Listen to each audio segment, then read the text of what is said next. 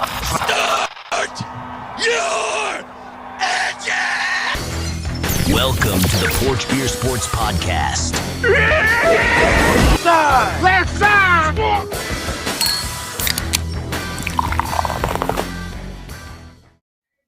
Just kidding, it's not a gun. It's not a gun. What's cracking? And that's what's up. That's what's up.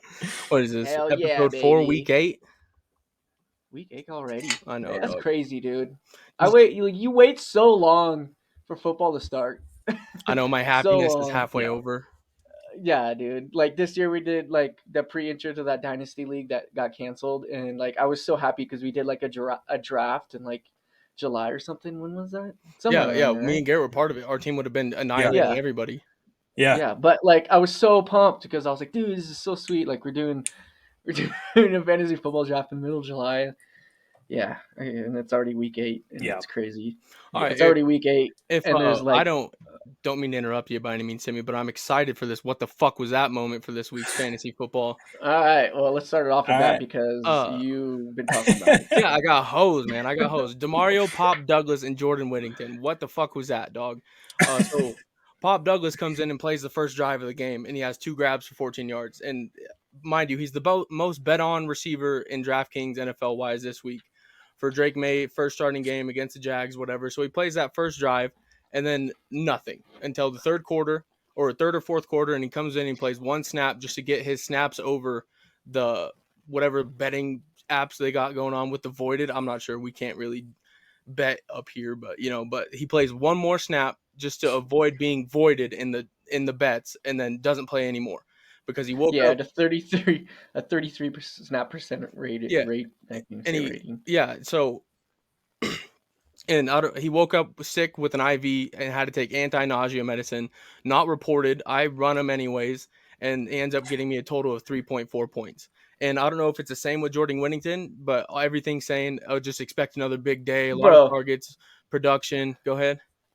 On the Pop Douglas, dude, if they did come out something, that would have screwed so many people, though, because those guys would have to wake up at like 6 in the morning, depending where you're at. Oh, well, you mean me? Like, I woke up. I set alarms to watch the game that morning. Yeah, but you're a Patriots fan. I don't expect Even I got up. I hate that. I would have been making moves that early in the morning just for someone to start. Because if I would have seen he's on an IV and taking anti-nausea medicine, I'm not playing him. No. Yeah. And then anyway, I didn't want to start any of the Patriots players though, dude. I've said it multiple times. I hate the European game, like the Europe games. Like I knew the Jags were gonna do good because they played there last week, so they've been there for 2 weeks. They got tuned up last week though. But the Patriots look like a normal team coming to Europe, and like they just look sluggish. All those games look sluggish. I don't like those games. Like they're horrible. Like if I have people playing, I prefer not to start them usually because it's just going to be a crappy game. Yeah, I agree. I'm not a huge fan. No, I totally agree. That was definitely what the F moment, dude. Well, yeah, and then also with the same deal, I don't know if Whittington was more injured than the Rams wanted to say or something, but I was running Cooper Kupp. He comes out not ready to play. So they're saying Whittington, he's had a few good weeks back to back, they were coming off a bye week, I'm pretty sure. Well, absolutely. And then Whittington, that's like, expect to be a huge part of the offense, a lot of targets, blah, blah, blah, all this. And he played like a total of 4 snaps or something like that. Got me 0 points. Those 2 combined got me 3.4 points and lost me the game. Gave Travis. Because we talked about like going either Tutu Atwell or Jordan Whittington. Yeah. And I actually told you, like, I was going Tutu Atwell, but I thought Jordan Whittington was fine. I think in the depth chart, he's listed as the 1. Yeah. And he's the rookie coming off of like some high target games. They have a lot of good stuff to say about him. So I was expecting, I was expecting, if you get me 10 points there, I come away with a W, or like, it's just for him to have 0 really hosed me there. Really hosed me. Because I even told Garrett before the games, I was gonna run Tucker Kraft. I was gonna run Tucker Kraft over him. I was even debating on running Dearness Johnson, and both of them had over 10, which would have got me the W. But I mean, I guess you can't win them all. But I just think those 2 things should be reported. I don't know what, and I haven't heard anything about it since. I watched the Patriots live interviews with Gerard Mayo Monday mornings, and they didn't say anything about it. didn't say shit, and I'm just confused on why it wasn't reported. Maybe they don't have to report it, but still, it's something we as people, as fans, would have liked to know. Yeah. Yeah, no, absolutely. Because it happened, like we just said earlier, it happened to Debo. Debo had, I don't know how many actual snaps he played, but he only had a 6% snap this against the Chiefs. Yeah, can we Like, also that's- just talk about like Debo's physique? Like, what's going on with that guy? Like, Dude. just I mean, I know, I know he's like a world class athlete, but like you look at him, and I don't know, he just doesn't look like a guy who I would want to believe in on a Right. on Yeah, a team. Especially how many times he touches the ball absolutely. throughout the game. You're gonna give a guy that is a wide Yeah. receiver and like I mean, it's hard for me to say doesn't have a 6-pack and just Right. throw him the ball, hand him the ball over and over and over. I But don't know. yeah, no, I'm with Yeah, you. and he does what he does sometimes, man. It's crazy. Yeah. And I mean, he plays such a big role in the offense. I get there's no way to go away from him, especially with Ayuk out now. Right. Yeah. That. If he plays, you have to play Yeah, him. But dude. I mean, is that Yeah. karma with IU holding out for that long, coming out and not being able to catch footballs? Now I he don't tears. know. I mean, I never hope that on anybody, but what's crazier is, I mean, even if we just talk about his performance, he's been so bad. I mean, he drops consistent. He looks like a charge receiver, truly. And like when you watch him play, like he just doesn't get anything done. And he's paid, what is it, $30 million a year? So Yeah, you're it's- almost it's- undoing all the money you're saving with Brock Purdy by paying this wide receiver too. You know, I mean, yeah. so it's like, what was the point of all this? The Steelers were willing to offer you absolutely. to pay his contract. I don't know why they insisted on He- keeping him. Yeah. I don't know. So right now, Brandon Ayuk is wide receiver 46 on the year for Oh. fantasy. God, and I wish I mean, what if we could pull up his Crazy. contract and make him wide receiver? He's probably wide receiver 2. I don't. Maybe Jay Jettas makes more than him. Not too many people do. He's high. What's crazy is like a guy like Um, Lad McConkey, who's had like 9 points a game. I'm almost certain has more points than Brandon Ayuk. Yeah, I He's put on money that. on it. I think Ayuk had one big game, fantasy game, and then the rest of the time just about duds, throwing out duds. Yeah. Yeah. Well, while we're talking about Brandon Ayuk, let's kind of within the next subject, unless Garrett has a like what the F moment that he wants to spill out some beans on. Well, I mean, the Buccaneers receivers are all dead, so that's Yeah, that's rough, dude. Yeah, So I mean, Kate Yeah. Otten is now, I guess, good. right. Yes. Who's their back? Rashad White. Yeah, well, I don't. Do you think it boosts Rashad White maybe just to get Okay, him I more was gonna involved talk in the about that. passing So- game? The hard thing is, so their receivers now, I think, are what, Jalen McMillan, Sterling Shepard, and Trey Palmer. Yeah, Which yeah, I don't know if any of those guys are going to be anything, because I keep hearing people talk about like, okay, Jalen McMillan's going to step into the Mike Evans role, but I think that's a weird argument know. because you can't just like Mike Evans is like a prolific talent, so that's like saying, oh, hey, Jay Jettis is out, Jordan Addison takes his role. You're like, no, Yeah, not really. No, Like he hang takes on. over Like- in the depth chart, but like yeah, you he's can't. in his position, Right. but I don't know. Doesn't McMillan play out of the slot though? Well, he does, but I mean, Sterling Shepard and Trey Palmer, aren't they super small? Am I Yeah, they're mistaken on small. that? I mean, can Yeah. they play on the perimeter? I mean, that would be like having Ladd on the. He just can't really do it. He doesn't have the Yeah. size for it. I don't think. Their next bigger deep threat guy, I suppose, to take over Mike Evans' position would be is it Trey McMillan?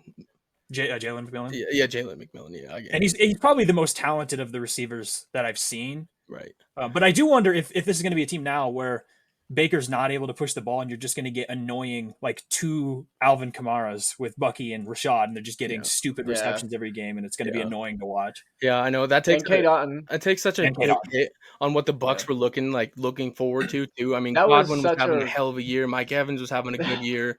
Like, Yeah. and that Dude, and offense then was so lethal. Has Yeah, and it breaks down too is Baker Laser Mayfield, dude. Yeah, Where's that his takes numbers that go? takes his. As don't a know. fantasy quarterback. what's you he? know? What's he? I- QB2 I right just- now? Something crazy, right? Yeah, he's up there. He's up there. Yeah, But yeah, where does he go? I don't know. I mean, his- it'd be tough to drop him below people. Like, you're gonna start Sam Darnold over him. I He is mean, quarterback too, by the way. I- He's also Crazy. number 2 overall in fantasy That's of any insane. position. yeah. I think I would. I mean, I would. You still have to start him, right? But it would be hard if you have like a guy like Jordan Love. Can you really start Baker over him? Right. I just. I don't Luckily this is against quarterbacks. Baker's schedule against quarterbacks for fantasy wise, and honestly, isn't horrible. So he's got Atlanta, which is going to be a tough game because it's the divisional game. Yeah. Then you got Kansas City, and then the Niners, a bye, the Giants, the Panthers, and the Raiders. right. Yeah. not So terrible matchups. yeah, not Because terrible. even the good matchup teams at like all. the Chiefs, you can pass against them. That's Yeah, not really the exactly. problem. Yeah, it's just, I mean, Yeah. without those two dogs, with Godwin going on the IR, Mike Evans not coming back till at least week 12 after their bye week, it I just takes know. such a hit towards the offense. And that three-headed Yeah. monster. What do you like? I think a lot of I've been seeing it kind of the Twitter sphere, like or X, not Twitter no more, but like a lot of people are dissing the coaching on that because they let Mike Evans scores that touchdown and he comes limping off the sidelines and he's dealing with. I mean, he's been dealing with his hamstring for a long time, and then he's limping up and down the sidelines, up and down the sidelines. And then he goes back in the game, and then he pretty much drops that pass in the end zone because his hamstrings is shredded. Yeah. And so a lot of people have been dissing on that. And then Chris Godwin, I guess like they were making somewhat of a chance, but when he get hurt, it was like 30, was it like 30, was it Really 30 late. seconds or more than that? It was like in the game. And then and then, I mean, I guess it's just, you can't pull those guys from the game. They probably didn't want to get pulled. Right. Well, mean, and they a were trying lot to of make it it on the whatever. sideline is, I would assume, is kind of up to the players with injuries like that. Like, look, I've been dealing with it as is already. I practiced with it. Like, it tweaked a little bit more, but I can still go. So it's tough to blame it all on coaching, I think. But I mean, you should have a little bit more like sense of how the guy's actually feeling, not of just what he's saying. Right. Because I mean, Well, and they didn't pick Mike Evans on the IR report, but I think it's because their third week. What did I say? Their third week from now they have a bye, yeah. so Right. it So won't and count. those don't count towards your IR. Like you got to miss No. 4 Right. games, not and the bye week doesn't Right. count. Yeah. Yeah, and I think Yeah. for Mike Evans, like he's a guy where he kind of has always played through injuries in his career. So I think it's Yeah. hard Oh, to go absolutely. tell him like, "Hey, you're not going to play." I think he Right. kind of gets to call that on his own. But Chris Godwin is a weird one because I know that Todd Bowles, I believe is his name, said, "Okay, like we never thought we were out of the game." Like I think it was a 10 or 14-point game. But the thing is, they had already kicked 2 onside kicks, and I believe in the new rules, you can only kick. No, Did they only kick 1? no, there's no rule on it. There is no rule on it. No. Well, I So thought you could why only. I kept hearing it get reported that you could only kick 2. I think, Yeah, I don't know where that came from. I don't know Oh, either. But I That's like what I was I've heard confused. I like that looked also. it up, and I'm pretty sure it's not a rule. Okay. So they could have done it more. Okay. So then that makes a little bit of at least understandable why he would say, okay, we didn't ever feel like we were out, at least from like a locker room perspective of wanting to keep your team engaged. Right. Right. Oh, But absolutely. I don't know. I don't know if I Yeah. probably would have And- told him, but Yeah. Well, it's harsh too because that injury was. I don't know if anyone out there Yeah, I saw it. Yeah. Yeah. saw the videos. And Yeah, I like seen the video, but the picture's worse. yeah, it's not. when your one foot's completely One's 90 north and one's degrees from the south. other. Yeah. I know, Not good, dude. I saw they were saying like, I can't remember right when it happened. They were like, "Oh yeah, it looks like it might have been a sprain." I was like, "Look, it might have been a sprain." I was like, "What are Yeah. you watching?" Well, I knew it was bad because like the who was announcing that game. Anyways, the announcers were like, "Well, we're not going to be able to replay what happened, whatnot." And I was Yeah. like, I mean, yeah, dude, the and girls were it's like, got to be "What pretty. happened?" I was like, if they say that, it's usually not good. It's got to be pretty Yeah, bad yeah. for them not to show those. I mean, I think they showed DeMar Yeah. Hamlin dying 12 times or something like that. Yeah. So Yeah, that's crazy, Yeah. dude. Yeah, it did they look showed a little. Rasheed Rice get torn up. Yeah. Yeah. Yeah. Or Nick Chubb whenever he tears his, like when he knees himself in the face the opposite way, they show that 14 times. Yeah. And you couldn't like I don't know. I've seen it like slowed down multiple times and it's not as gruesome as like some of them. Like when uh, uh Hutchinson broke his leg against the Cowboys. Yeah, that's a like tough one. you like slow-mo watch that one. That one's gross. Yeah. Yeah. But I mean most of them are gross. I get mean, gross stuff from the Achilles ones, like watching like Deshaun. Oh, Oh. Deshaun Watson. Oh seeing him yeah. fling Yeah. up. Oh. Deshaun Watson. Yeah, as we continue to talk about like the overview of the week, but yeah, Deshaun Watson tears his Achilles and he's going to be out for the rest of the year. Yeah. Yeah. And, Now there's a lot of bashing too on the Browns fans that are cheering on as he's getting carted off the field. Yeah. I get it that you guys wanted a change and the organization should have made the change, and Yeah. but you know at the end of the day we're not paying the man the money. Mhm. They're seeing shit at practice we don't see Yeah. and all this crap and whatever. But like I get it. I don't think I would. The booing that dude. That that's pretty. It's pretty bush league. Yeah. Don't get me wrong, but I mean, if you're a Browns fan, you're watching all that, and you're in the moment. I'm not gonna say that I wouldn't have. You know, I can't say that I'm. Like, I mean, football is Yeah. pretty. You get pretty emotional with it, man. You know, so I mean, I can't. Yeah. But they got the whatever. They got what they wanted. They came out earlier. Was it today or yesterday? Now Jameis Winston is going to start this week That's for them. their best opportunity, dog. That is their best opportunity. Let him go 30 for 30. Let him throw touchdowns and interceptions. Like they haven't scored 20 points yet, have they?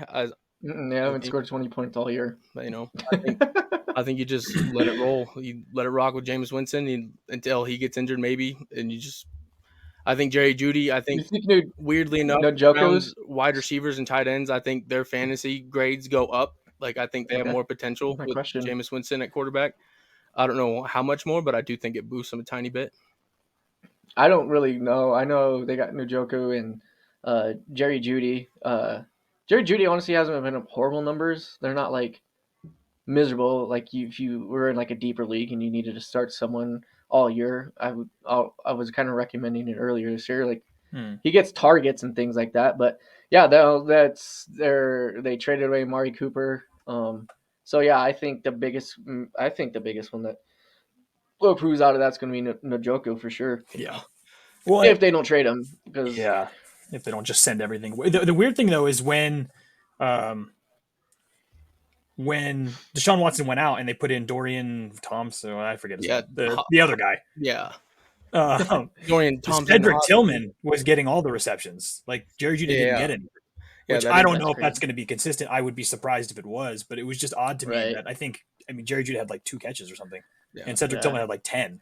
Yeah, and then when that shit happens, you know, it never goes with like the game script. It's just you're out there that's just true. throwing And the I don't ball, really playing know football. Cedric Tillman. Like I don't know his me talent, but neither. I will say when I watched Jerry Judy when I had him last year when he was on the Broncos, he just doesn't look very good. Now he might look different on the Browns. I don't watch a lot of their games. There's just something missing, especially coming out of Alabama. Those wide receivers are usually pretty tuned up and refined and NFL ready. So well, and he was really impressive in college. So like he clearly has talent. I just don't know. It is very weird to see his like slow start. I mean, he's been in the league for a minute now, so it's like you gotta kind of get it going. And then I mean another injury which also affects fantasy wise me specifically is DK Metcalf. It was that play. I'm pretty sure Garrett, you know which one I'm talking about, where he jumped up real high, came down pretty hard, and then it looked like he messed up his wrist, but it ended up being a knee injury. Yeah, his knee because it flicked so weird, but it was like an MCL sprain, so it's kind of good news that he's gonna be week to week instead of like on the IR. That could have been a lot more like a lot. I watched this video on social media the other day, and we had this conversation in one of my fantasy groups about it because there was some trading going along, and DK was traded traded one of the trades, and I watched this video, and I don't think DK is going to be playing within the next 3 weeks. That's my personal opinion after watching this video. Well, that's what they said, right? They said within. So there's a video on it, and it's basically this guy. He kind of is like I'm guessing like a sports doctor kind of dude. The trainer. I'm not sure. Trainer or something like that. So he kind of explains what the injury was, and then they have a video of them on the sidelines doing a test for that specific like injury, and all they're kind of do is like a motion test where he's just kind of like moving his knee. So the trainer, the Seahawks trainer, moves his knee, and you get DK just like freaks out. Yeah, well, like, they're putting tension on the MCL, like twisting, like making your knee bend one way, like push it towards the inwards, you know. But it's an MCL strain. Of course, he's gonna miss some time, and it probably hurts like a son of a bitch. But it's not like a season-ending thing. So no, and my personal opinion, and like this is what I think. After watching that video and them saying week to week and maybe just 1 week or whatnot, but after watching that video, like I feel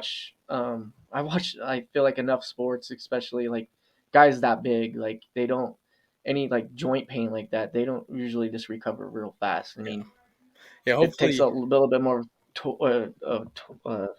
tour on those guys. So hopefully he takes I don't know responsibly and like kind of stays off of it and does what he's supposed to do, because I mean it is something you can come back from and be the exact same. You know, I think DK was having a hell of a year, so I'm gonna hold on to him. No, I'm not gonna ship him absolutely out don't.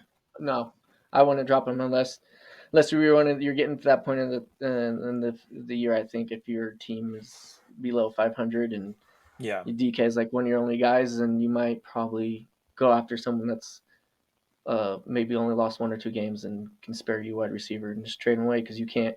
Yeah, that's at this point of the season, you're not playing for the postseason. You're playing like I'm playing for week 7, week 8, week 9. Yeah. Like you're winning these weeks. Like you can't really fall back on anything. But anyways, DK, and then we just talked about Ayuk.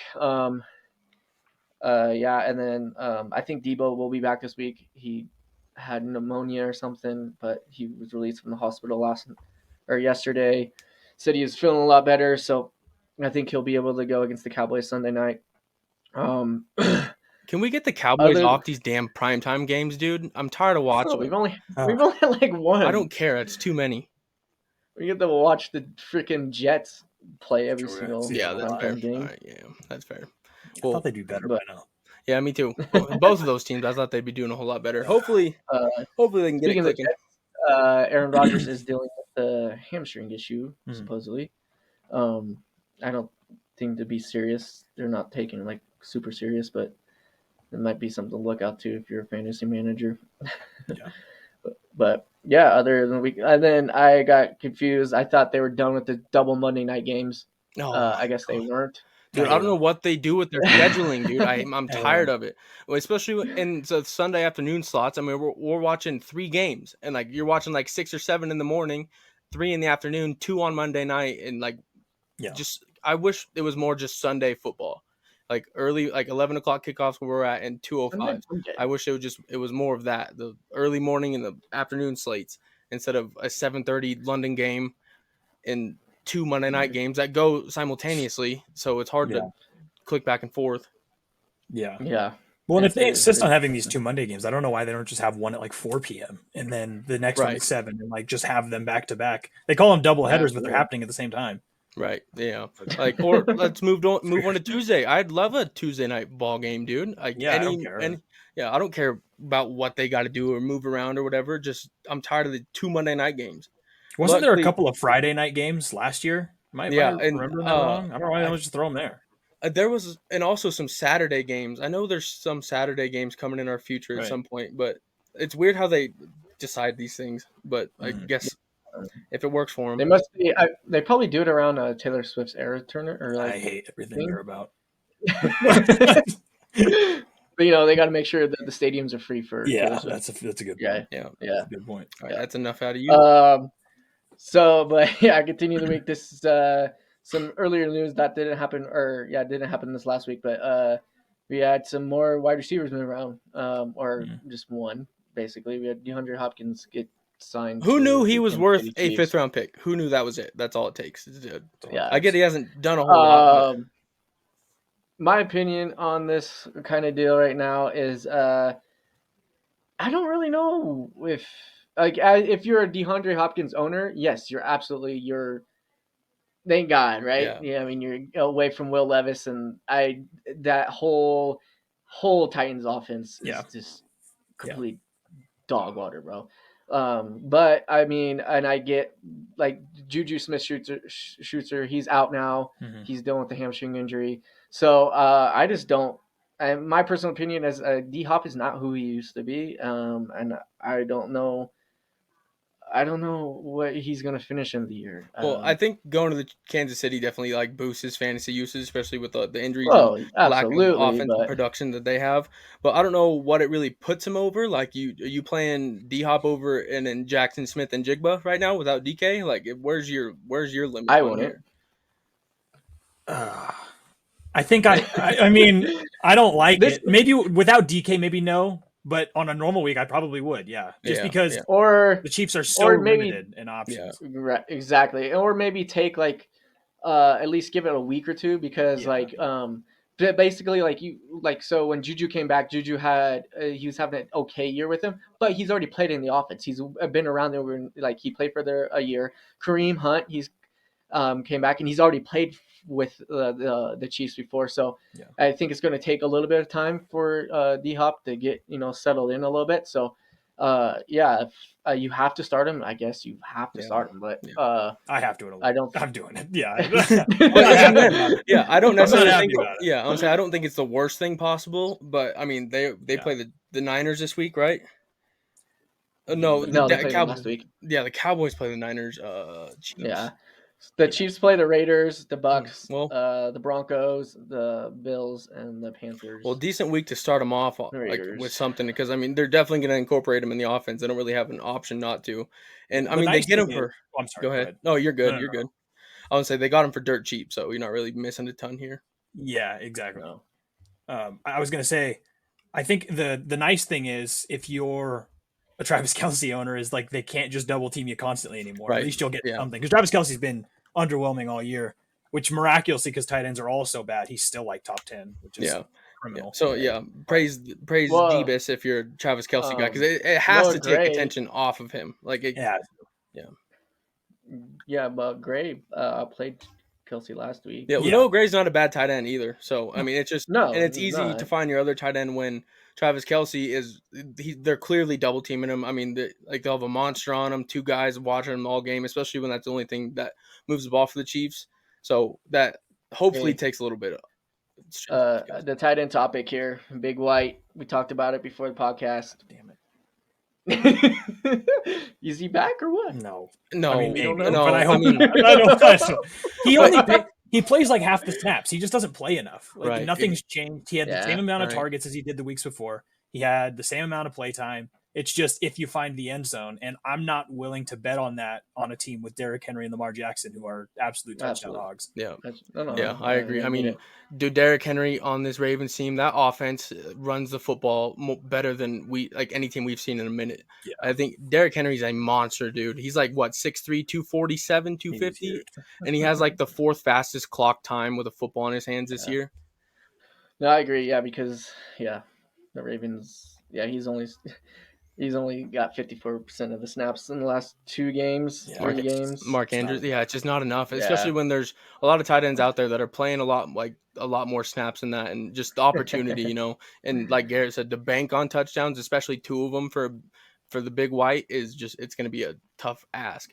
Last year, because even The when only thing I would like to say though about the Mark Andrews thing, sorry to like cut you you're off, good. is I get it. He only had 4 targets and stuff, but I feel like in the past years, like he definitely does get more targets. He has been getting more targets in the past years with him, but like he, in the red zone or whatever, Lamar's guy in the past years until now, and I guess in these last 2 games, Lamar's guy in the red zone is Mark Andrews. It's true. Yeah.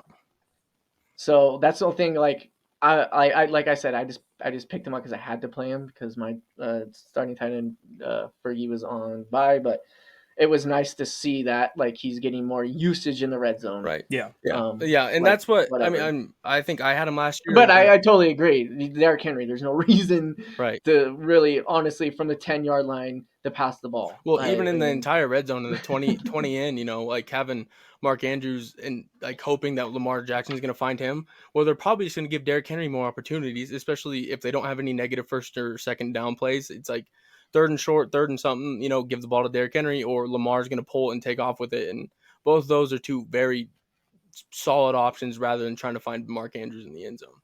Yeah. Yeah, no, I totally get it.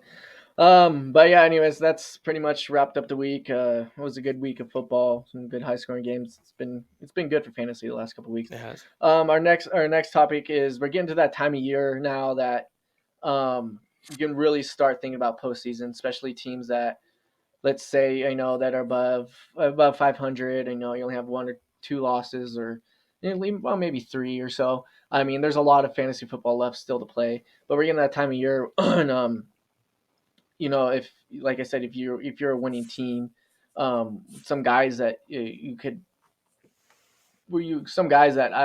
you had a winning team, who would you want to go out and pick up for? I'll start off. I think a guy that is going to finish the year pretty strong, and he's already started the year pretty strong. You might be able to go get him from a team, and hopefully this is what's going on in your league. But Nico Collins, I think once Nico comes back, the Texans have struggled without him. It looks like. Hey, Joe Mixon, baby. Joe Mixon. Mixon. Joe Mixon.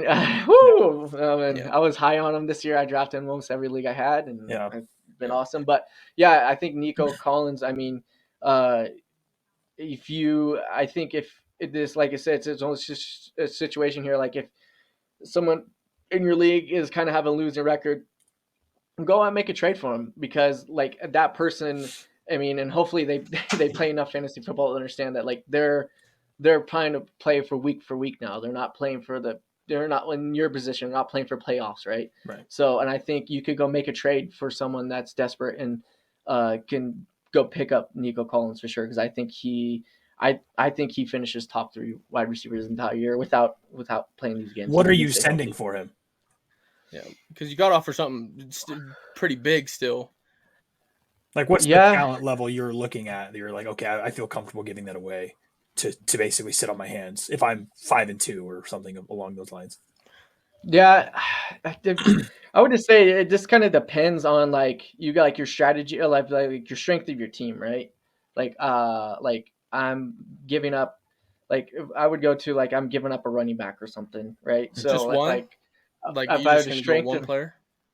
well, you always got to start off with one player, like Yeah, a yeah, reasonable yeah, trade. yeah, I absolutely. think, I think if you have someone like if you're strong enough and your team has multiple running backs that are within top 10, because my personal opinion, I think you don't need like the top 3 guys, but if you got like multiple dudes in top 10, they're all going to combine for good scores, right? Right. That's what you want. I also think it matters if you're Um, past your bye weeks. That's also a thing to just keep in Yeah, mind. Like if yeah, you have that 2 is. running yeah, backs, like in our league, I like having Saquon and Gibbs past their buys. I almost get to just ignore that position now Yeah, yeah, and just yeah, yeah, focus on everything absolutely. else. yeah. I agree. Uh, but like I had someone like a I would say like a David Montgomery, like a Okay. Monty. I think I would give away for Nico Collins. Yeah, And that's like you're saying, if you needed a wide receiver or something like that, and then as like a running back or something, I think you go out and same kind of deal, and I think you go out and a guy that I think is going to finish great, and I think you won't have to worry about it is Jamar Gibbs.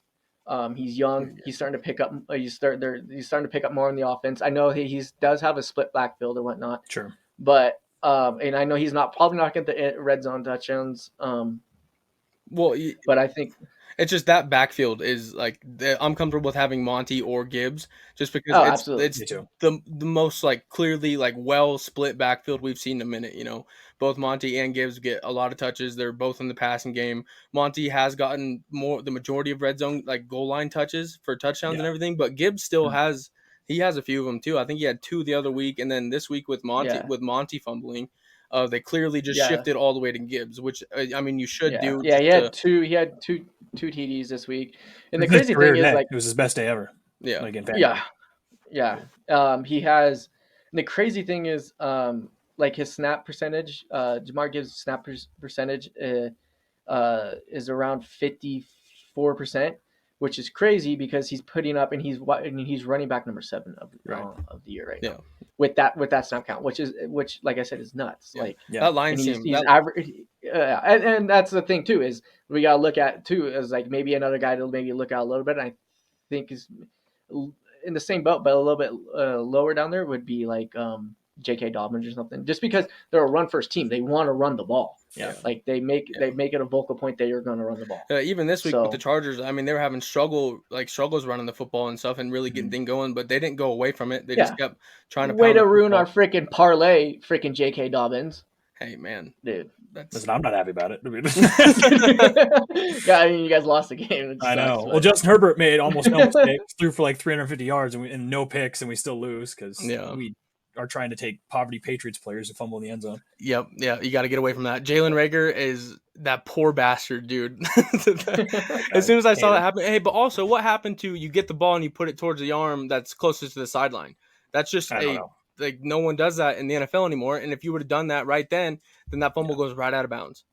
Yeah. It's just We also had those, a pick that we fumbled right back. The big fella caught it and he's yeah, like bobbling it around. You're like, just go down. You're not right. going to break this. Like, dude, yeah, the first like throw from Kyler Murray, that was such a strange play. The dude. chances of of a skilled player like James Conner and coming up behind you and punching it out are so much higher than you taking that all the way to the crib. You know, Yeah. just take your yards and go down, especially when Go you're down. in. It's not like he was in the clear, like he was in the mumbo No. jumbo. Just go No. down with it and just give your offense a chance. You got Yeah. a decent offense and a guy like Justin Herbert. Let him go score you the points. Yeah. I'd love for us to trade for a receiver, especially with the trade deadline coming up, just because we clearly don't have an outside guy who can do it. Yeah. I know people want Quentin Johnson to be better, but he's hurt all the time, even if he is. So It's like go get Mike Williams back. I would take him. I would take him that'd back. be I The mean, Jets don't want him. I would like him. I mean, he's talented. He's got like could be a back shoulder guy that we kind of need. He's really the only receiver on the market right now who would do us any good because I don't think I mean, unless the Bengals are shopping T. Higgins, I'm not really interested in Right. anything else. Yeah, I think if you're the Chargers and they want to get rid of T. Higgins, you got to go give up something for him, Yeah. something good for him, because I think him on the Chargers brings the offense up to a different next level sort of deal. Yeah, and people Yeah. kind of forget because they see Herbert now, where he's not even passing for 200 yards most games. But like when he had Keenan Allen, he can be a guy who consistently goes to the top Yeah. receiver. It's just we just don't have anyone. And slice and Yeah, dice for absolutely. you. Yeah. Herbo is one of my favorite quarterbacks in the league. Yeah. Absolutely. Ever I since think Herbo is I think Herbo could be a generational I think talent I that think he is. He's definitely on a good team. On a good team, I think he could be like a Patrick Mahomes. I think you could see the Chargers in the Super Bowl running every year, competing for the Super Bowl every year. Yeah, well, with just me and Garrett have talked about it. What Garrett said about 2 years, and you guys would be Super Bowl About 2 contenders years for sure. more. Yeah. That's what I kind of think. I think we're like Yeah. at the end of a rebuild. We're like in about 2 more years of sharpening up receivers, our secondary, just kind of ingraining the Jim Harbaugh coaching style. I do think we can be a contender probably in like 2 more years. Yeah, that's fair, I think. And like you hold on to guys like J.K. Dobbins, and you just let him keep running the football. Hopefully, he stays healthy. But the guy's 25. You know, he's not gonna like just deteriorate from age. You know, as long as he can stay healthy, injury wise, then he's gonna be he's got to stay healthy. he's gonna be a top 10 back That's the every problem. year. My shoot for fella, if you're kind of struggling, I don't know if you're struggling and you shoot for this guy, but my shoot for guy in just about any team is Garrett Wilson. I don't think Devontae Adams going to the Jets really takes away much from him, a whole lot. You know, maybe some like red zone targets or something. But You think so? I've been shopping Garrett Wilson. well, I guess it depends more if you're like a losing team. I'm But in your situation, are you more of a winning team or a losing team? Where you're shopping losing team, but I'm a losing team. But I had a good draft. I felt like, but I like the injury bug got me. I had Cooper Kupp go out the same week, even though he was balling out, and then I had Tyreek Hill with Tua going out, and then I have DJ Moore, and then I have Brian Thomas Jr. Yeah. Well, that's another. So I've been shopping. Yeah, so I've been shopping. I actually sent out a trade today for Devon Achane for Garrett Wilson. See, I don't hate that. I guess it's all situational. Don't get me wrong, but if you're going to shoot for Garrett Wilson, I don't think it's that bad of an option. And his price probably goes down with Devontae Adams coming over to the Jets, like trade wise and everything. People are probably a little bit more lenient on giving him up. But I think he's a guy that can be solid in your lineup every week. And I'm not shopping him because I think he's going to be like a dud on my team or like a whatever. I've been saying this even when Devontae got traded there. I was like, I honestly think Garrett Wilson is a very talented wide receiver. He's just not. I just don't think he's like, like he's not the most like he's not going to be like Jamar Chase or JJ or like he's not going to be a Devontae Adams in his prime or even still Devontae. I think could still be pretty good. Like he's just not going to be one of those guys. But I think he's going to be like he could really be like a T Higgins in Cincinnati. Yeah. And T Higgins is a wide receiver too. But I mean, he plays like you said. If he goes to the Chargers or something, he's a wide receiver one. Easy. Yeah, he's a wide receiver one on the majority of NFL teams. Absolutely. Goes to the Patriots. I'd love for Garrett Wilson to be upset and be like, "I'll go to the Chargers." I mean, listen, I'll give you all of the picks. I'll give you everything. Yeah. And I don't know if they're really talking about trades with Garrett Wilson or anything, but if he does get shipped out to a team, like if Garrett Wilson went to the Cowboys or something like that, even him as a wide receiver 2 there, they have no other options. Like in the Chargers, a wide receiver 1. If he goes somewhere like the Cardinals, I think he still boosts his fantasy production. There's not too many. No, absolutely. Yeah. Well, the Cardinals, I don't think have whatever they're doing with Marvin Harrison Jr. They need to script their plays better or something. Disappointing. Their best wide receiver is Greg Dortch. I mean, I just don't. Dude, it sucks because they have Marvin Harrison deep open on so many plays too, but Kyler Murray's just so quick to get out of the pocket, and you just lose sight of those downfield receivers like that. Well, by the time he's downfield like that, Kyle Murray's already scrambling around. Well, he scrambles around. Offensive line. There's the quarterbacks that scramble around and stuff like that, which I get if you're Kyler Murray, it's harder to stay in the pocket, but there's also scrambling around or just shuffling in the pocket to find players downfield. You know, like every time you're under pressure doesn't necessarily mean you need to scramble left or right. Just step up into the pocket, step back, and step left or right. You know what I'm saying? It's hard for me to give Kyler Murray quarterback advice, but it does seem like he's more of a type just to get out of there and maybe hopes to run first instead of look for those I think their offense runs better if he runs more in the game. In Yeah. my personal opinion. Yeah, well, he's a very good running quarterback Not too. just because I'm an owner and I like the fantasy points, but I think they do work better. Like if you look at most of the games they won and lost, the games that they get blown out on, he has like I don't know 10 rushing yards. Yeah. He needs to scramble out more. Yeah. But no, I like to go out and get Garrett Wilson because like I think you probably could get him at like a lower price right now. Yeah, I think kind of so. deal, Yeah. and he could potentially win you Win you some games, league. you're just hoping for more consistency out of the wide receiver spot, and I think he will be more consistent. Like I said, I don't think Devontae Right. going there. Devontae probably gets the end zone touches, the And red you never zone know, grabs. dude. It could be like right, yeah. I think Devontae does get the red zone grabs and things, but you never know. Like it could absolutely boost Garrett Wilson's. Numbers. They're gonna put their top guys on Devontae Adams. I don't know why they wouldn't. Well, and Right. not only that, it moves Garrett Wilson from the outside as a vertical threat to the inside as more of a slot guy, Right. and I think that's where Absolutely. he's better at. Yeah, well, and I mean Garrett Wilson is because I just looked, he is wide receiver 5 on the season. So if somebody's lower on him than what his number kind of indicates, that would be cool if you're able to Yeah. go make a deal that doesn't really make sense, but people are Yeah. just panicking about. Yeah, people look at those position rankings a lot, like a lot more than.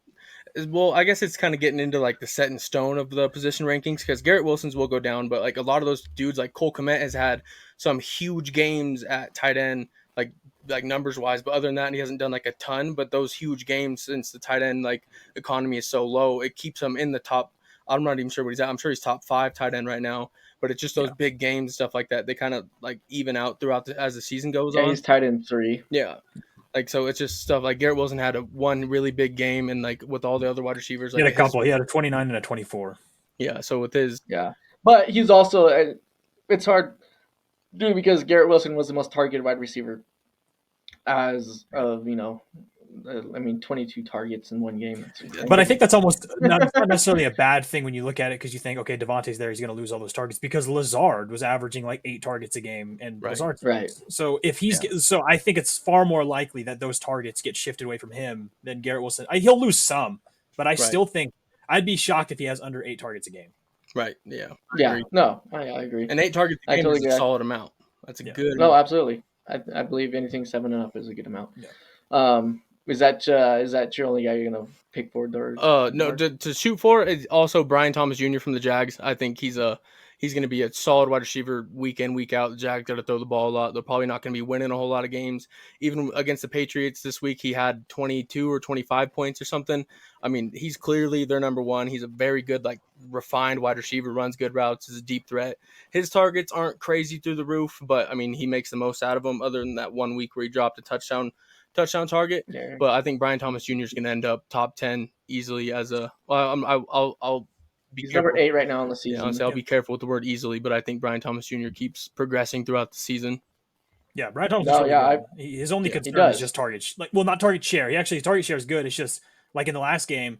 I mean, Tank Bigsby ran the ball an ungodly amount of times. They just constantly are running it. Now, granted, they're normally getting blown out, so normally they can't do that. Yeah, they were running the ball. The only person I think that you're competing with Brian Thomas on that team is Christian Kirk has picked it up a little bit. Gabe Davis, I'm not real concerned about him, but Evan Ingram, and consistently through the years, Evan Ingram and Trevor Lawrence have had a better connection, and I think Evan Ingram does lead the team in targets almost every year. But and PPR, Ingram's good everywhere because he gets more receptions than anybody.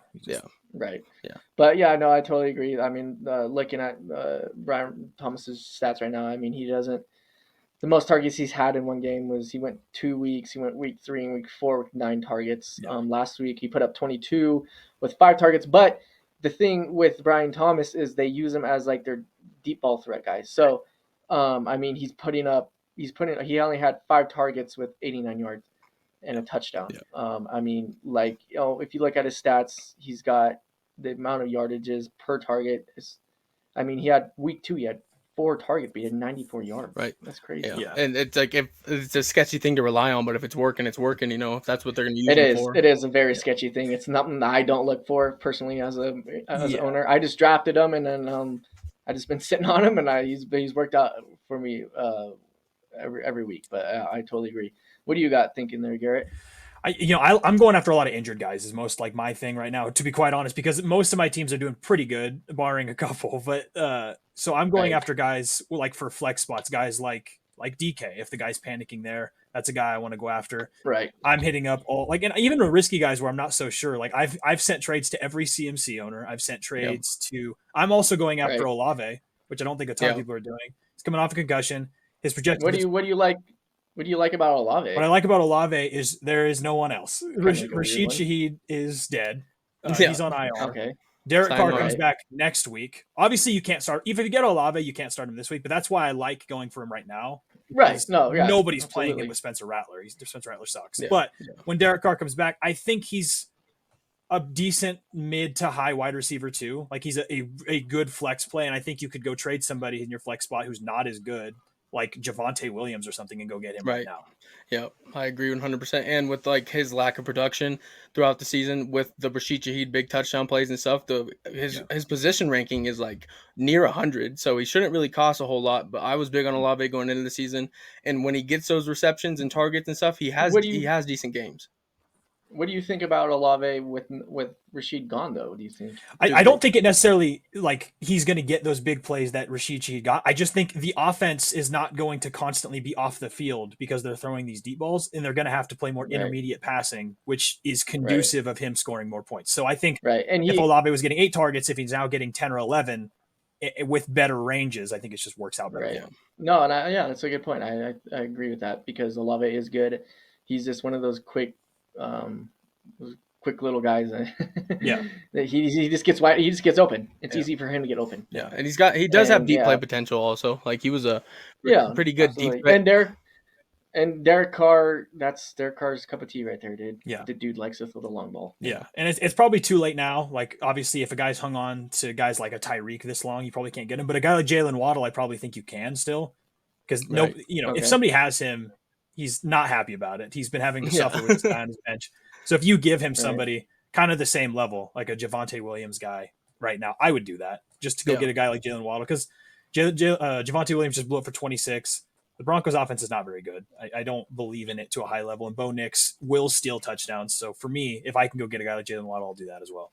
Yeah, I agree with that 100%. I think, and watching, especially trading away the people like Javonte Williams. I mean, Javonte Williams had that he had a bigger game, but the split backfield was obviously like a priority for the Broncos. They're giving the ball to 3 different running backs, and Javonte was just having kind of the better night. So who knows which way that can go? But even like the Bucs running backs, if you can get out and trade.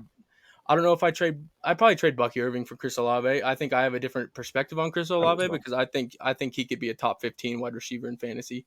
And so if you could trade Bucky Irving for Chris Olave, I don't hate that either. If you want to wait until Derek Carr comes back, I respect it, but now's your time probably to go shoot for him. Yeah. No, I agree. Yeah, and split backfield, for a guy like Javonte, the only guys in the split backfield I'm comfortable with is Jameer and David Montgomery. Pretty much everyone else, when you're getting the splits, I'm just not into it. I hate that. Yeah, I do wonder. Do you guys think? So if Pacheco comes back this year, do you think he splits with Kareem Hunt, or does he take back over? I think he takes most of the. I think there may be a split, but I don't think it's going to be a 50-50 split. No, I don't think it'll be 50-50. But do you think it'll be less than what he had before? Yeah, I think so. I think it'll be hard for the Chiefs to go away from Kareem Hunt, especially with the success that he's had. I mean, Kareem Hunt, he's still a damn good ball player. He runs runs football hard, and he knows the offense. So I do think it will hit, like especially Pacheco coming back. The Chiefs won't need to like rush him back into things when he gets healthy. Yeah. So I think Kareem Hunt will still steal a lot of snaps from him. Mm-hmm. That makes sense. I totally agree. Well, I would say on the opposite side of those shoot fours and everything, my main give up player fantasy football wise is Patrick Mahomes. Weirdly enough, I mean, in actual football, you don't give up on Patrick. Been holding on to Patrick Mahomes. No, not me. I'm just saying I haven't been holding on to Patrick Mahomes. I've never been big on. Even with D-Hop coming around. Yeah, and Pacheco maybe playing again. No, I'm still starting. I don't know. I'm starting like Kyler for sure over him. Jordan Love for sure over him. Those are my 2 quarterbacks. I'm starting Bo Nix over him. Yeah, I'm starting Geno Smith over him. Like I don't think Mahomes is going to get it done for you in fantasy football, especially like the lack of production they have on offense. I don't see him throwing for 300 plus a whole lot. I don't see him having 3 touchdown passing games. Like, and if they do, they're going to be here here nor there, and a lot of it's probably going to come from Travis Kelce. Yeah. So if you're holding on to Mahomes, Absolutely. I think you could find better options just streaming a quarterback each week. I tend to agree. Yeah, he's been rough this season.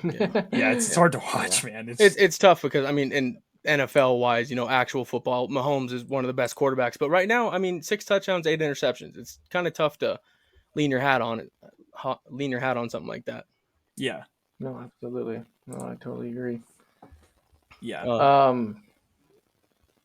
I think a guy I would sell on if personally, and it's hard because when you pick a guy like this, I know he's good, but a guy like Zay Flowers, I would probably try to get out on.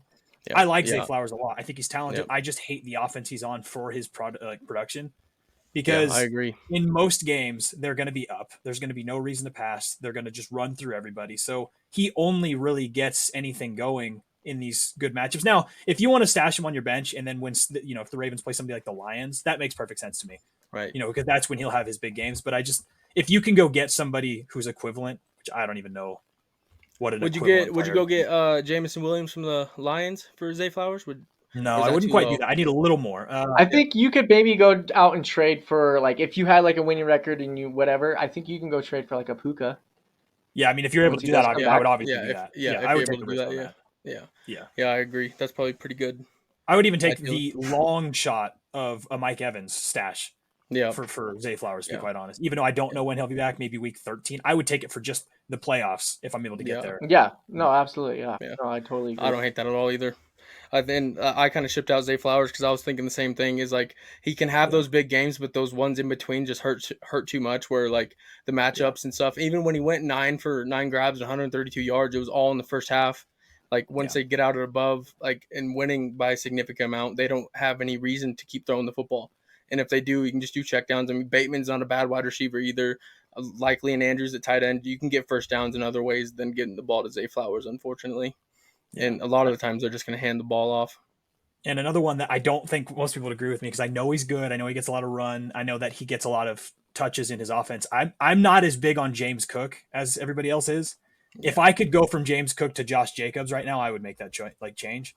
Yeah, I don't hate Josh that Jacobs either. Doesn't have a lot of touchdowns this year. James Cook does have more points. He scored more, but he has injury issues. I think Ray Davis could have more of a role. He won't get more than James Cook. I'm not saying that. I think James Cook will still be a fine running back.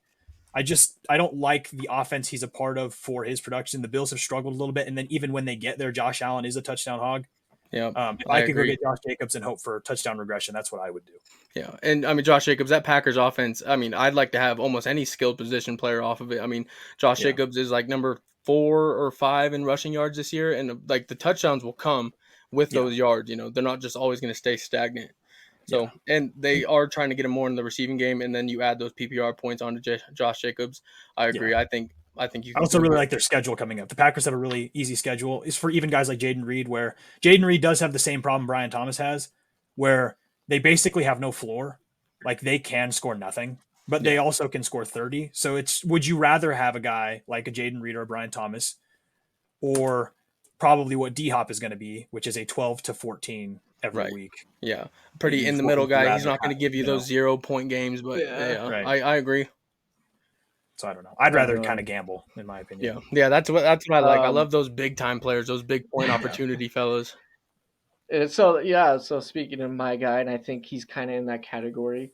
I said him earlier, and I'm just saying this because I think I hate the offense. I hate this offense, and it's gonna be Calvin Ridley. I think Calvin Ridley has the potential to absolutely like just ball out and get you amazing points, especially with D-Hop maybe being gone. Yeah. But that offense behind Will Levis is just miserable. They suck, man. And I think you're hurting yourself. I think you can also absolutely go try to trade him before you just drop him. Yeah. But I think you're hurting yourself by like I'm going to take the risk and to start him this week. I think you continue to have that mindset. I think it's just not going to work out for you. I think there's way better guys out there that you can just go and pick up. Like Lad McConkey, I would 100% start Lad McConkey every single week over Calvin Ridley. Yeah. I think Calvin Ridley. Tyler Lockett, I would start Tyler Lockett over Calvin Ridley every single week. It's just Calvin. Like, don't get me wrong, Calvin Ridley has the potential to get those big points. But I think you're just hurting yourself every week if you're just like, I'm just gonna do it this week. Playing that mental Trust me, battle. I've been a Calvin Ridley owner, and it's one of the most miserable but rewarding things in fantasy football. Like it could be harsh. Well, he's only had that rewarding factor once this year. I mean, he's almost to the point where you just drop the guy. Like I guess you kind of wait to see what this offense looks like without DeAndre Hopkins, but I don't think it boosts Calvin Ridley's. I mean, he did this last year in Jacksonville, man. He had a couple of good games, and so I'm saying I had him last year, and like he had a couple of good games, and then most of the weeks you're just like, gosh damn it, dude, like you're just hurting yourself. Like I said, there's probably more. There's definitely more. Like starting maybe I don't know, maybe starting a Jerry Jeudy over him. I would take a chance over Jalen McMillan over Calvin Ridley currently. Yeah, me too. I'm starting. There you go. Even though what the Patriots just put me through, I'm running Demario Douglas over Calvin Ridley just for the just the ceiling play, like just because Calvin Ridley can give you those 0-point games. I'm starting Jalen Tolbert over Calvin Ridley. Absolutely. Absolutely. My next guy is going to be. I think instead of just dropping him, he's going to be out of the boat a little bit than Ridley. I think you can go trade this guy for his name, Michael Pittman Jr. I just don't see Josh Downs looks so much better, and I don't think the Colts offense behind Anthony Richardson's very legit at all. I don't think so either. I'm not saying, and I'm not saying like in this situation, don't go just drop him. I wouldn't drop him because you can go. I feel like you can go trade him just because of his name. And I think he's going to do better than Calvin Ridley. I'd start Michael Pittman every week. Me too. Calvin Ridley. Yeah, same. But yeah, I just don't see. I don't see the potential, especially coming up in these next weeks. Like the schedule isn't getting any easier. They're not changing anything unless Anthony Richardson gets hurt again.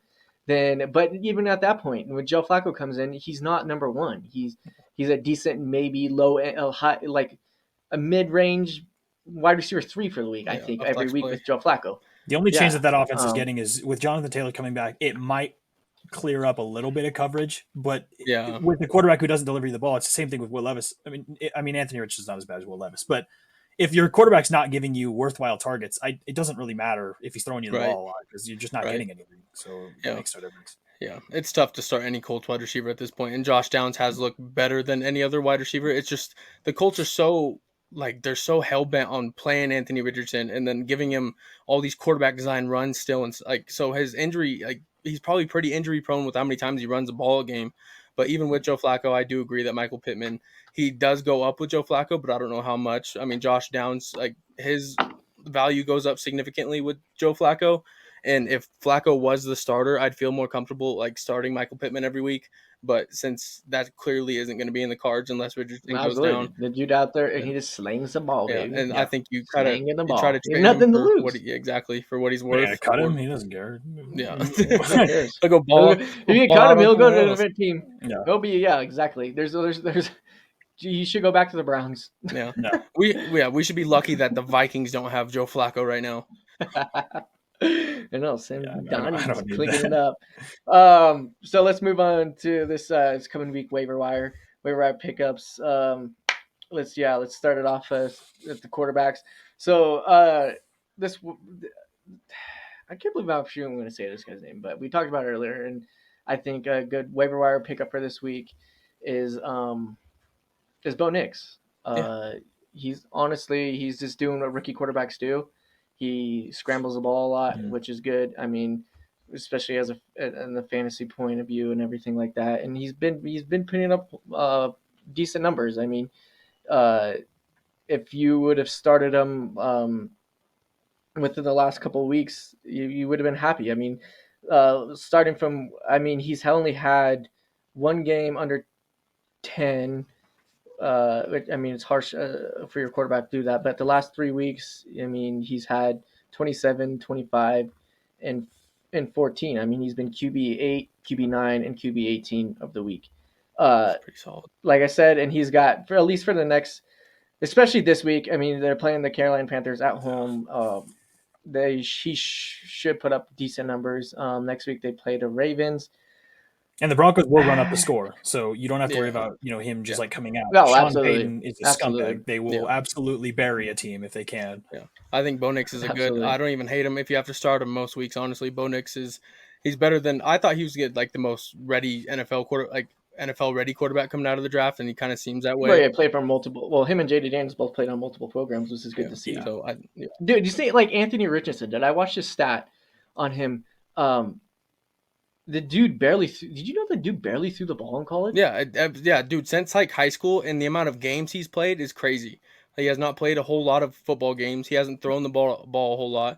And then even Yeah. like at Florida, I see why he had like the outshine that he did. I mean, he had super athletic, very cool to watch play. But that Florida team was not good.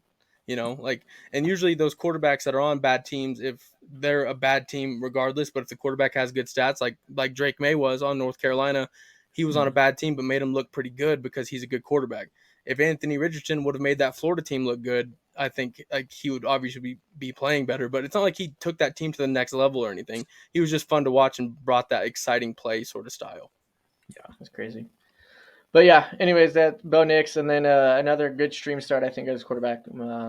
Tua is going to be back this week. So. Yeah. And he's available in most leagues I'm in. Yeah, he's sitting there. Yeah, I think he's going to be available. See, he's 54% rostered. Yeah, in leagues, yeah. so. I don't hate that at all either. Leagues, he's out there. What do you think about? Oh, I'm sorry. Go ahead. No, you're good. I was going to go on to mine, but go ahead. I was just going to ask. So for this week, because like I was looking at Bo Nix, and then there's a league where Caleb Williams is also available. Would you start Bo Nix or Caleb Williams this week? Caleb Williams against Washington. Ooh, I think I'm going. I'm gonna go Bo Nix. I'm going Caleb Williams. I think. So I'm torn on it also because Bo Nix clearly has the more rushing upside, but Caleb Williams I feel like has the more potential to throw several touchdowns. Yeah. Whereas Bo Nix, especially against the Commanders, doesn't really have that. But my thought was Bo Nix probably is safer. Caleb Williams has the bigger ceiling. Yeah. I think I'm gonna risk it on Caleb Williams this week, but I don't know. I'm still torn on it. I think the only reason I would, not the only reason, but one of the reasons I'd pick Bo Nix is I think it's a home game, and I think the Panthers just suck. They do. I mean, the Commanders' defense isn't the best either, but they've been improving. They have. They've looked better in the past few games. They've looked better last few games. The Panthers have not improved at all. But if Mariota struggles, I wonder if field position will help with Caleb Williams because the Bears' defense is very good. Yeah, Bears defense. They do have a good defense, and Caleb Williams has. I mean, he has some weapons on the offensive side of the ball, man. I mean, Roma Dunze isn't anything crazy yet, but DJ Moore, DeAndre Swift has kind of came out and started doing stuff, which is crazy. Cole Kmet's a good tight end, and I mean, DJ Moore, I think right now is a little slept on. I think he's a very good wide receiver in the NFL. It's just him and Caleb getting that connection thing going I think it's going to be dangerous. And I think sell DeAndre Swift, please God. Yeah, if you could go get somebody super high level because he's got 20 the last 3 games, right? His schedule gets terrible. Yeah, if you could trade him for J.K. Dobbins, go do that immediately. Yeah. I get that it's hard because you see him putting up all this production, and you're like, he's my savior. I had that problem with Chuba where I had him, and I was like, but he's so good, But you have to move on. You have to I think so when too. you can ship, I think you got to do it. So yeah, if you could go get somebody good for him, I would do that now. Yeah. My quarterback waiver wire pickup of the week is going to be Russell Wilson. I think he played pretty decent against the Jets. I mean, he ended up putting the ball in the end zone. At first, he looked like shit. I mean, I was almost like. Did you watch like some of the gameplay though? Yeah, that game? I watched that game. Yeah. Some of those. I'm not disagreeing with you at all, but some of those throws. The guy hasn't played football since last Christmas. Yeah, and I think some of them were a little lucky. Some of them are pretty close about being picked. Yeah, I get he threw the ball up to George Pickens like 50-50 quite often, but I mean, it's nice to see that you're comfortable enough to do that with a wide receiver like George Pickens. So I think it benefits George Pickens and Russell Wilson. Like he's always been a pretty decent quarterback, and this week I think they play the Giants. They do, and they have looking at the Steelers. The Steelers their next multiple games for quarterbacks at least. They play the Giants, they have a bye, then they play the Redskins, the Commanders. Yeah. They play Baltimore, Cleveland, Cincinnati, Cleveland. So I think you can run Russell Wilson with some pretty good quarterback success this week in fantasy. Russell Wilson and George Pickens. I think it benefits. Looking at that, might want to go pick him up or try to make a trade for him. Yeah, if you have to. Yeah. No, I like that. Absolutely at all. I think he's definitely going to be. He should be the Steelers' starting quarterback, at least for this week. Yeah, it seems that way. I was confused why they would switch up Justin Fields, and I still I truly think if I was there, like if I was making the choice, I think I would stick with Fields. I know that That's what I Russell. thought. It was a weird time for them to make the transition, though. Yeah. Like in my opinion, Well, and I just like think he didn't. like Russ cost you I nothing. Why? Who cares? You know, he's Right. $1 million. Like, you're not Right. paying And him a Justin lot. Fields Yeah. is your young guy. Russell Wilson is not going to be your franchise QB. Justin Fields could be. Right. Yeah. Could be. So I just don't think Fields at this moment. I don't think Fields, like, I've talked to the pre about it. Like, he's a big Steelers fans and stuff, and he kind of agrees too. Like, I don't think Fields is the I think Fields is good. Don't get me wrong, but I don't think Fields is that dude that can win you like once you get to the postseason. I don't think Fields is going to win you those games. Right. No. I can see that. I can see that. But it is also tough because if you're winning football games, you don't fix something that wasn't broken, in Fields. Yeah, no, it was a weird time. I think. But clearly Maybe, they have a good quarterback position like going on, so it's good for the Steelers to see yeah, both those two have success. And hopefully Fields can learn to be more of a pocket passer behind Russell Wilson if that's what they're going for here or something. But Yeah. so I'm just glad it worked out. yeah. yeah, me too. The Whoa, no power tools, huh? Yeah. Dale. What's going on in there, dude? New Got project, to live huh? with Bob the Builder. Yeah, like I said for QB, I'm big on Caleb Williams this week. Yeah, I am. I I know that's 58% of leagues, so he's not available everywhere. But if he is available, I would start him this week, and I would feel pretty comfortable having him as your backup. Or I mean, Yeah, even if you need him as your quarterback every week, if you maybe had somebody who like Patrick Mahomes, who's just not the guy. I Yeah. feel pretty comfortable with him. And then also, I think Geno's available in like 40% of leagues. I would go with Yeah. him as well. I know he doesn't have a tremendous matchup this week. Even without DK, I just think their passing volume is so good. Even Kenneth Walker gets involved in passing, so you have so much opportunity. He averages like 300 yards passing every single week. So Yeah, I feel I pretty agree. comfortable Yeah, with no. either of those guys. yeah. I've been saying, and I agree with you on that big time. I've been saying Geno Smith almost every week. Yeah. I was like, it's just shocker, like that he's still available and like what is it? Let's see what he's actually going on sleeper. So probably in like a higher like 12-team leagues, not available, but Yeah. he's in the sleeper app. He's 63% rostered, Right. but I think he- he it's is still like 58. Like Yeah. so, it's 58%. Yeah. So he's gonna and be he's out QB there. six. He's QB6 of the year and a number 11 overall for Right. a whole fantasy league. right. Yeah, no, we're talking I even for 4-point passing TDs. Like if you're in a 6-point passing TD, that's even more. Yeah, he clear. might be your week to week starter. Yeah. No, yeah, he definitely could be your week to week starter. So could Caleb Williams. No, Also, I I hate to be this guy, but if you're desperate at QB, I'm not opposed to going and sending something small for Dak Prescott right now. I know that he was horrible, Yeah. but this is Yeah. their matchups No, I agree. their matchups only get better. Yeah, I They agree. clearly They do. have tools. Their running game sucks. He passes consistently for a lot of yards besides that one down week. I still, if you can go get him and your quarterback's not good, obviously if you have Josh Allen, you're not going to start Dak Prescott. Right. But Yeah. if you have somebody not great, like a Patrick Mahomes is probably the best example because that's common for people to have him. Yeah. I would feel really comfortable going and getting Dak. Right. And Right. Yeah. And notorious like Dak after the bye week, and then the last 7 seasons he's played great after the bye week. Yeah. Yeah. No, I think and Dak's a this good is quarterback. Yeah. This is exactly what happened last year. Dak had he had okay numbers, and it wasn't until a bye, but like Dak's schedule last year kind of opened up and things started getting easier Yeah. against, for fantasy wise, right? Against defenses he's playing. And him and CD, after that point last year, they just pretty much boomed off. Yeah. So, I mean, yeah, no, I totally agree. And that's that thing too, is like the Cowboys clearly our run game sucks. But the other crappy thing too to take in mind is we did have our defense last year was Right. Next level. the best in the league. Yeah. And this year, not at all. But this is a good point to see like the difference between fantasy and real life because like Wall, it's not looking great right now necessarily all around. The Cowboys are always going to be good for fantasy, I think, just because the offense is moving quickly and the defense is consistent. Whereas like I'm a Chargers fan, I don't want anybody on the Chargers for the most part. They play way too slow. Even when you're not in a split, J.K. Dobbins is the only guy worth it, but they just don't get that many possessions. They kill the clock. Their defense is good, but they just murder the clock. So it's just Right. get 6 possessions a game. Yeah. It's just not great. Absolutely. I agree. Absolutely. No, it's a good start. So we're gonna move on to running backs this week. Hold on 1 second here. Yeah, we're so my running back for this week, and this is kind of hard though too. If and I don't think Jonathan Taylor is going to play. And me and Mark talked about this a couple weeks ago, and it was a stupid mild injury, stupid thing, and I knew he wasn't going to play. If he didn't play that week, he wasn't going to play, and I don't think he's going to play this week. I do think he Trey plays, Sermon. personally. You think he plays this I week? do. He did practice this week. Or he did actually have a little bit of practice today, as the reports said, which he hasn't had since he's got the injury. Trey Sermon has sucked. Terrible. So he hasn't been effective on the ground at all. Tyler Goodson. If Jonathan Taylor doesn't play this week, Tyler Goodson is, I think, a great pickup. Yep. He came in last.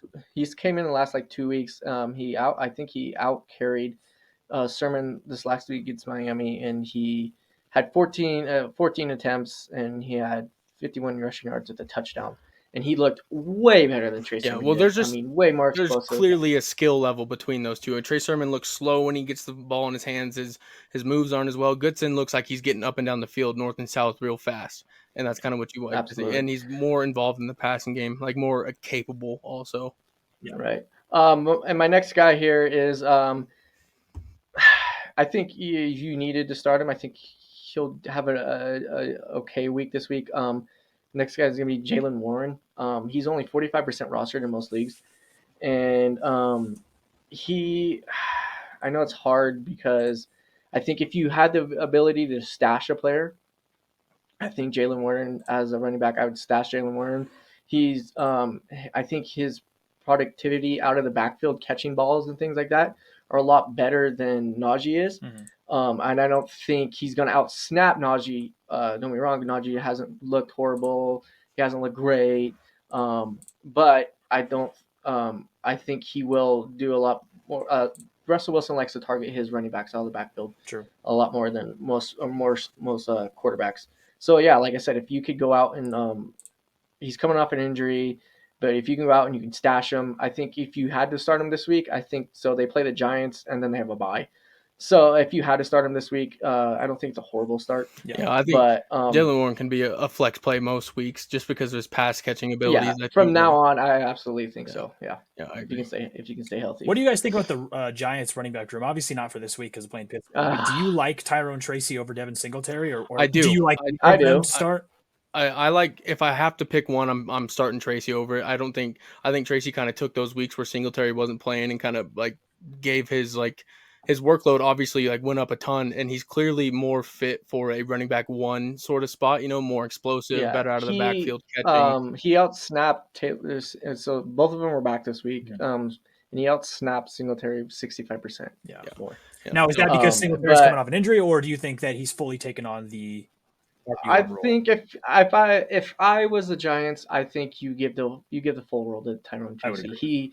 He since he's came in, he's looked so much better. And I'm in this boat, and this question is perfectly for me because in most of my leagues I do have Singletary. Yeah. I was big on him this year because they weren't like real big on Tyrone Tracy and their other running backs other than Singletary. And I'm not really saying preseason doesn't really matter, but during the off season, training camp and things like that, coming out of the Giants locker room and things like that, they were just big on Singletary. So there was no one there. He was going to get the ball, and at the beginning of the year, that's how it was. Singletary was putting up good numbers, and he was a good running back to have. There were some games that he didn't produce when they needed him to produce. And then Tyrone Tracy did come in, and he's looked like what you would want. He's your young dude. He's way more explosive. Yeah. He's good at catching the ball out of the backfield. I mean, he's just good. He's good all the way around. And it sucks. It sucks because I have to keep both of them on my bench right now because I don't know clearly what the Giants are thinking, and I hope it doesn't turn to a split backfield. And I don't, because Tyrone Tracy has been an amazing fantasy player for my team. Yeah, well, especially because their offense is not good enough to support two running backs. Now, if one becomes a workhorse, I do think you can still start him. But yeah, if they're split, they kind of both become bad. Yeah, I agree. Flex plays. Yeah, I would hope. Yeah, because I don't know truly either, like who gets the red zone touches. You would think Tyrone Tracy, but I don't know. Yeah, I guess that's exactly. sit and wait it's on. something over time. Yeah, because I don't even know. when It sucks, but even when Singletary had those big games, I mean, I think his fantasy points were only 14 and 15. You know, it's nothing crazy. Don't get me wrong, that's a nice game. I'll never complain about it, but not big enough to, like, fantasy wise, to not give Tracy a shot. No, and when Tyron Tracy, no, the first absolutely. week he had his own backfield, he had 18, I think. Yeah, So yeah. So Yeah. I think he clearly has Yeah. the higher ceiling and potential. But speaking of Tyron Tracy, and if he's in someone like shallower leagues, he's probably available. he's available in a lot of leagues. I think he's only rostered 40%. Well, and sleeper app, he's 63% rostered. So if he's out there, definitely go get him. Yeah. You can't play him this week, though, 100 just to be clear. They're playing Pittsburgh. Don't put him in your roster. But No, most weeks, No, you could no. probably throw him out there. Right. Yeah, no, if he's out there, go get him for sure. But for a week like pickup wise, you know, just if you need a flex play or something, my running back coming out of the waiver wire is going to be Roshan Johnson, just because the Bears and the Commanders, I think the Bears are going to be able to move the ball on the Commanders a lot. And then if they're on the goal line, Roshan Johnson does get those goal line punch in, just because something about DeAndre Swift, he's just not able to punch it in from the 1-2 yard line. And Roshan Johnson, those weeks that he does, you know, he had 2 touchdowns week 5 against Carolina with 14.5, and then the other ones, even if it's just a touchdown, 8.6, it's kind of your touchdown reliant for sure. But I think the Bears are going to be able to score a lot of points on the Commanders, and eventually that would probably, you would assume, means that they end up on the goal line at some point. So I do think Roshan Johnson could be in for a touchdown or 2 game this week. Just and they're matchup and the this Bears week. do not want to give the ball to anyone else except for Swift and Roshan Johnson. Yeah. Like Khalil Herbert is completely out of the equation. So I think Roshan Johnson, if you are requiring touchdowns here, but I do think if there's a week that you need a flex play and are desperate, Roshan Johnson isn't the worst pickup for you. Yeah, I think for me, it's hard this week because again, I hate his matchup this week, but I think he's rostered about 50% of leagues, so here and there. But if you can go get Alexander Madison, that's somebody I would probably have on my bench or running as a flex spot. He's been consistent the past 3 weeks of like decent scores. Zamir White has basically done nothing in the offense. They clearly are leaning more towards Alexander Madison. The offense is not good, but Alexander Madison does have a role in the passing game, especially with Devontae gone, and Jacoby Myers has not stepped up in any critical way. Their only real good pass catchers, Brock Bowers. Are you going out and trading for Madison? If you had to, I'd give you Singletary for him. Right. That's probably about it. It's hard. Like I like him. I mean, I would probably trade high like this week if I didn't need to start him. And I had Tyler Lockett on my bench. I would go send Lockett for him because Lockett's better this week, you know, especially without DK or the next couple of weeks. But I would rather have Madison on my team rest of season than Tyler Lockett. Yeah. So I would. I agree with that. I think Madison has a decent shot to be like the only running back in the backfield back there. That Raiders, and the Raiders are. I mean, other than Brock Bowers, Jesus, they don't have much. They don't have much. But Madison has done decent production wise, and they do want to be a first offense. So we'll see. Yeah, no, absolutely. And to have anybody's running back one, that's not a split backfield. I mean, that's going to be a pretty good flex spot. And Madison, he looks good with the ball in his hands. It's just how many times they get the ball into his hands. Yeah. It's well, they have been giving them the ball in his hands a lot lately. So move on to wide receivers here, where I think we're back.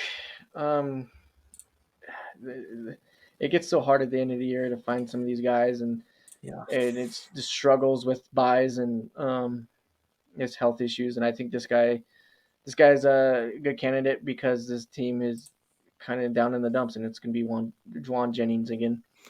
Yeah, I like that. I think if he's, I think your possibility, he's only 70% roster, or he's 70% rostered in sleeper app, so he's probably, I don't know if he's out there in any of those teams, but he probably just I went see, though, like in this recent pickups is when he. That's true because I think he was big after his big 45-point game or whatever it was, and I think after that I think most teams they started him and then they probably just dropped him, but I think with I don't think that will happen again because with Ayuk gone now, I think it's going to be and Debo.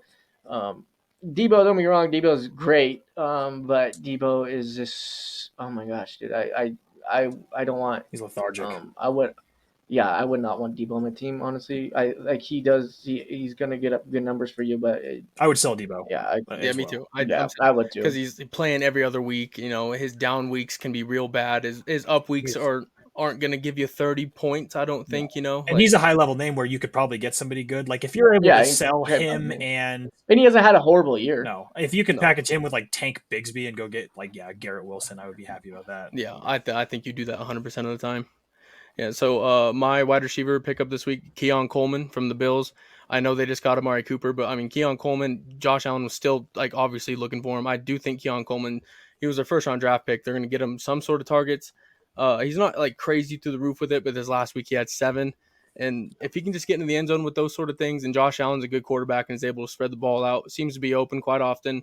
And that's one of those situations where Amari Cooper coming over to Buffalo, I don't even think hurts Keon Coleman. It's like it's okay for someone not to be having the Batman role and just sit in that Robin role for a little bit and then just get the second corner, third corner on you every so often. I think Keon Coleman, even this week in here, I forget who they play this week. They play Seattle, probably going to be airing the ball out. I don't know if that's going to be a high scoring contest, but it's not like Seattle has some crazy secondary.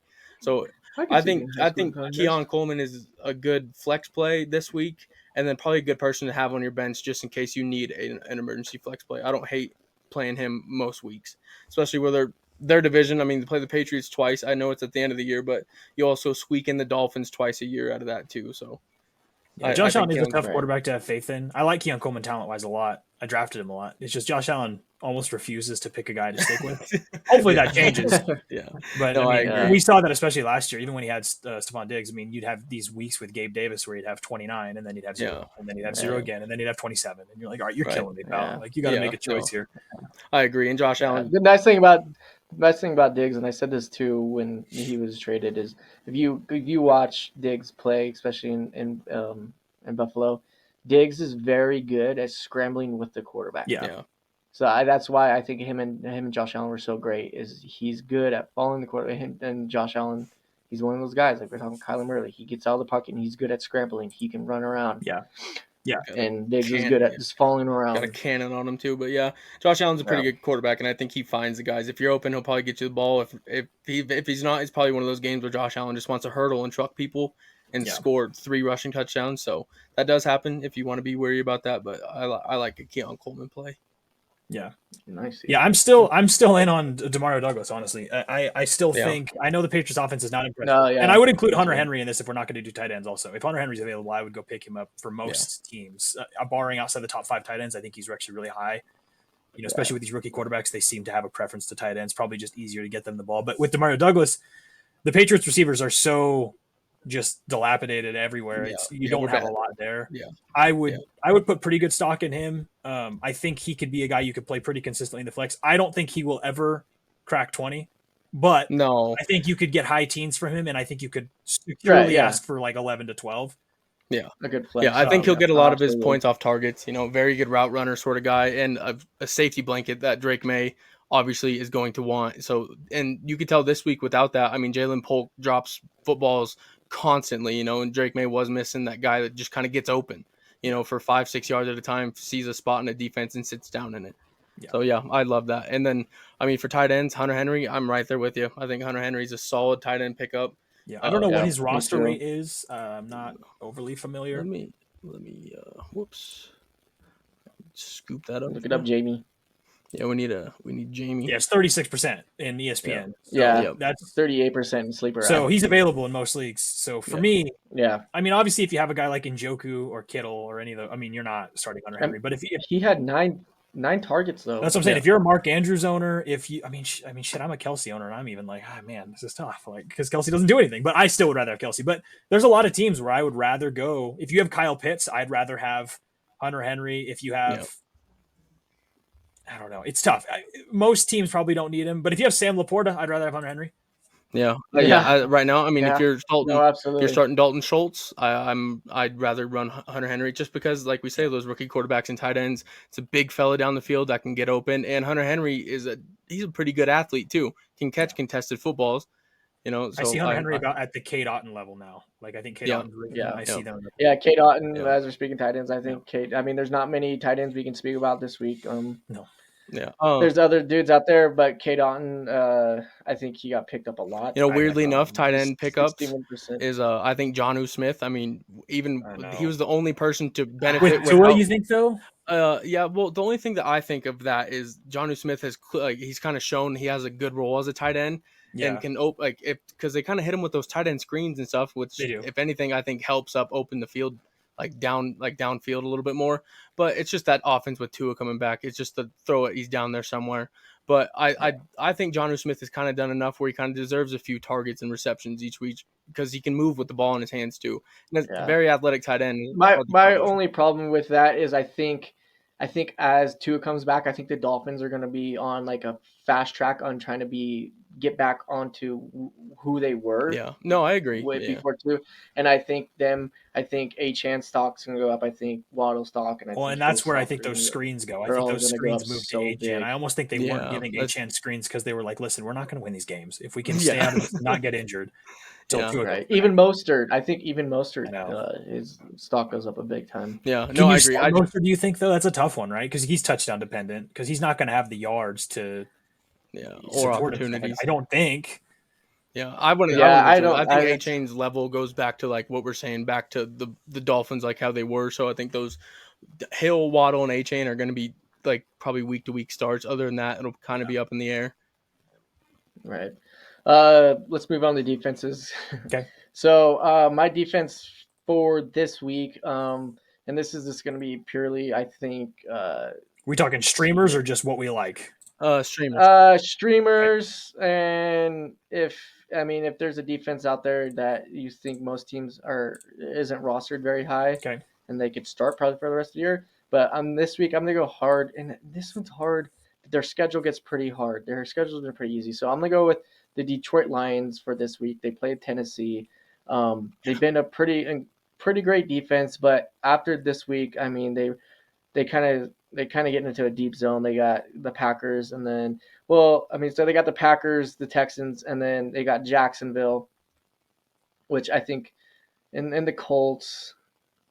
Yeah. So, but I don't think you play them against the Packers, and then. But for this week, who'd you say they play this week?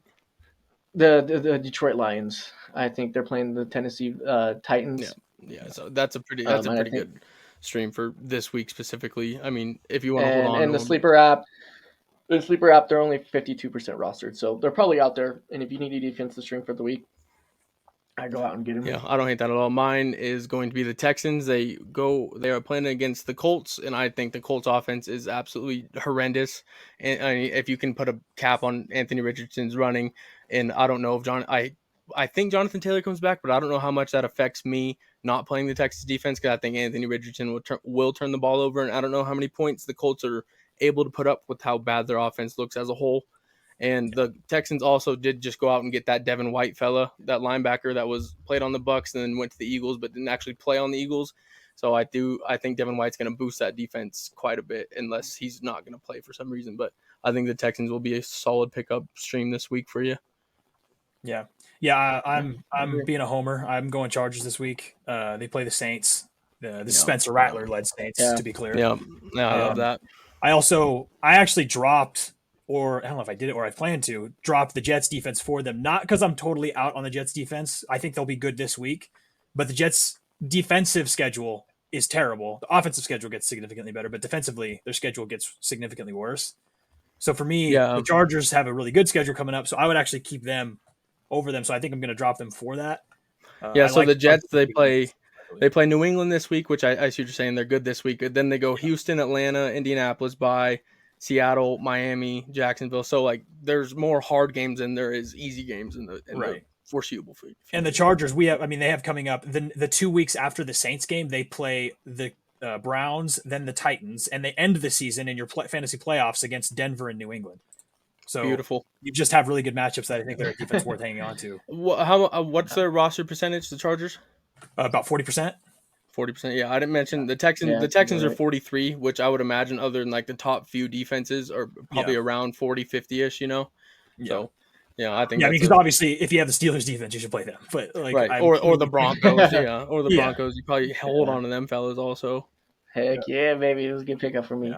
So we're gonna go to the last category here. It's got our stardom sit-ins for the week. My stardom this week is I like DJ Moore against the Commanders. I think if you're in the battle between them, um, the stardom and sit him, I would prefer to start him.